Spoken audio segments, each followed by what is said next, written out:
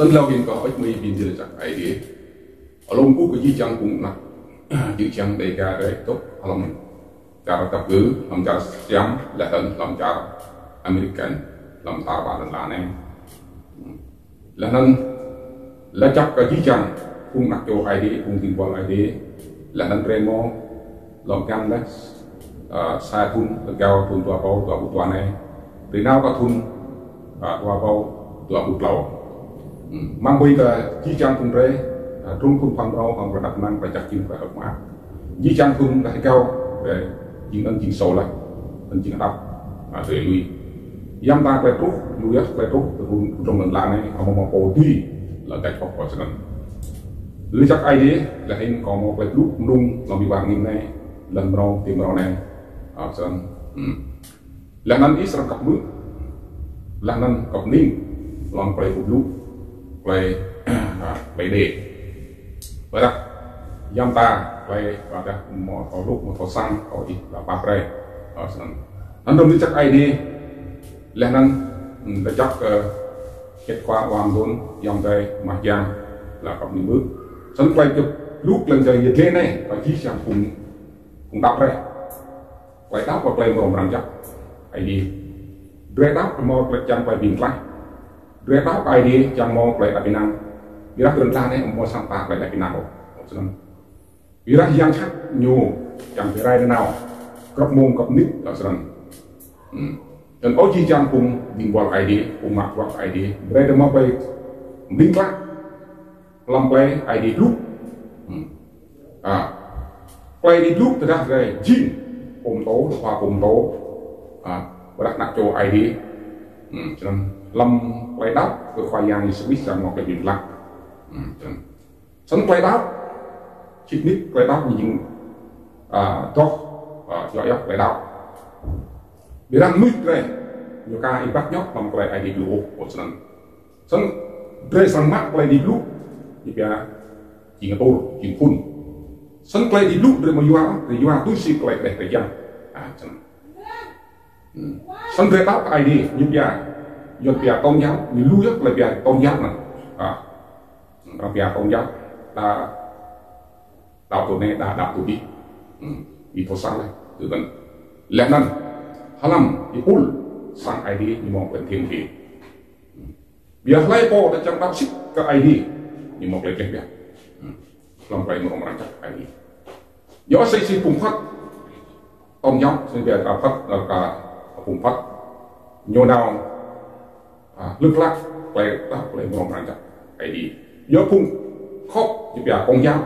là nên chẳng muốn tiền nhà không về đâu là nên chẳng ngắt mặt lại sau thân hình phùng lúc mà doan in để bị mua sạch đấy nhiều nào nhiều mắt cung đắp cơ ai đi lấy một vàng chắc nhiều mũ thì nhà là lui á lấy nhiều mũ thì nhà cho nên nó cùng tao nó cùng chả cái và mong mình đi lách thì đi lách một đi lách cho biar anh hình rồi quay rùm ra làm đặc chỉ chẳng đầy cả đây mừng lúc này vẫn lên ta bị lách ta một bị lách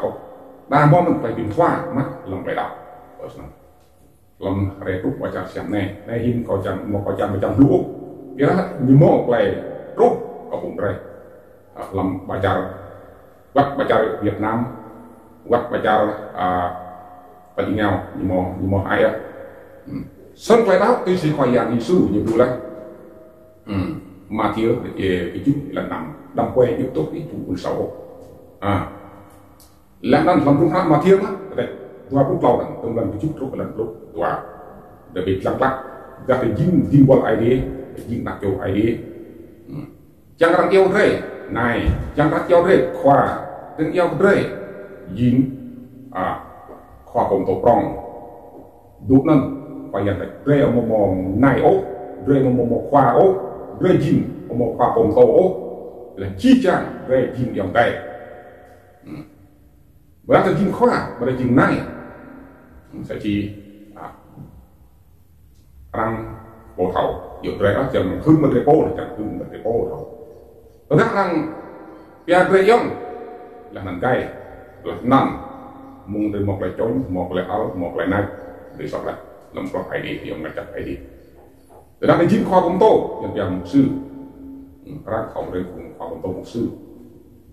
từ đó đến chín khoa công tô anh không đến chín khoa công tô rồi mà có chín khoa công tô họ có chín khoa công tô họ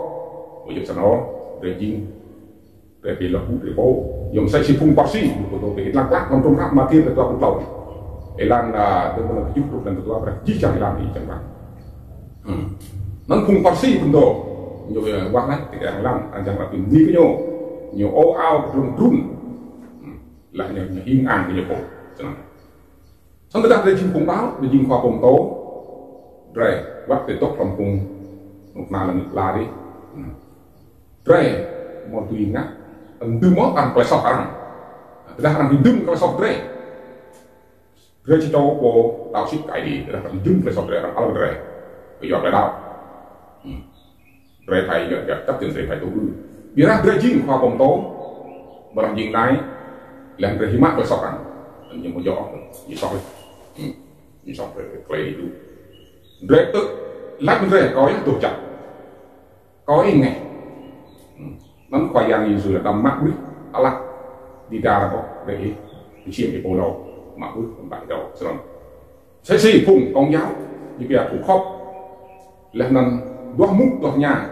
giá như trượt chằn chẳng mút thì nhà nó tụt đông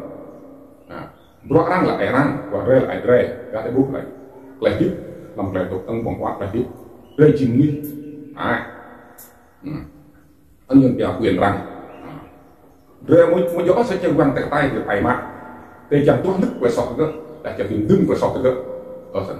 răng ca mò rút quay ngắt rồi ở răng ca rút để rồi mình sẽ chỉ nút đập tuần dùng từ đó thì chim cho cổ đáo ra cho thì chim cổ thò rút thò xăng rồi phải tục nhặt cái đó thì tục lòng đập nè lòng người đập nè quét phải chặt này đã tìm sẽ lại một luôn ta về luôn rồi một cái mình biết để chịu người biết mong nhớ nhiều mò lấy rút lại bình nét và rút lại bình sau rút lại bình gì đang gặp rồi sẽ thấy tay như thôi là nề bàn yên là cả của đức nên ăn mà tông pháo là làm việc lại nè nên nó trong đây là trong lăng cắt na là có đó rồi dính này bạn một dính này để dính phùng tao là nằm răng tiếng là khẩu rồi mà buồn răng lại cho người ta răng lại cái này là mò lú nó phải chính làm phùng đọc học là làm phùng đọc để tin lấy nhưng mà giờ chân phùng đọc học đã món mình phải chắc lấy chân phùng đọc lấy một răng chắc món mình phải chắc để lại lú lại bị xoay lại bị thỏa làm lại bắt mặt phải yang sẽ gì mía á quan tuyết thì nhau rằng lăng xem nhớ việc làm thế là rằng đời nhiều gì bọn vẫn đâu có đủ xong tụi nó về để khui lui về một cái khắp về một cái bắt tận về làm sao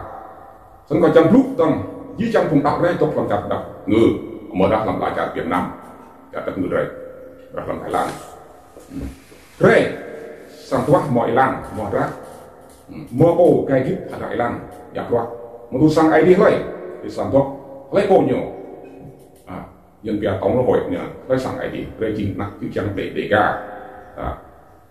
đây đốt làm chặt được cả làm thì cũng được để cả sẽ chỉ đây cả Central Thailand bình thường nước rồi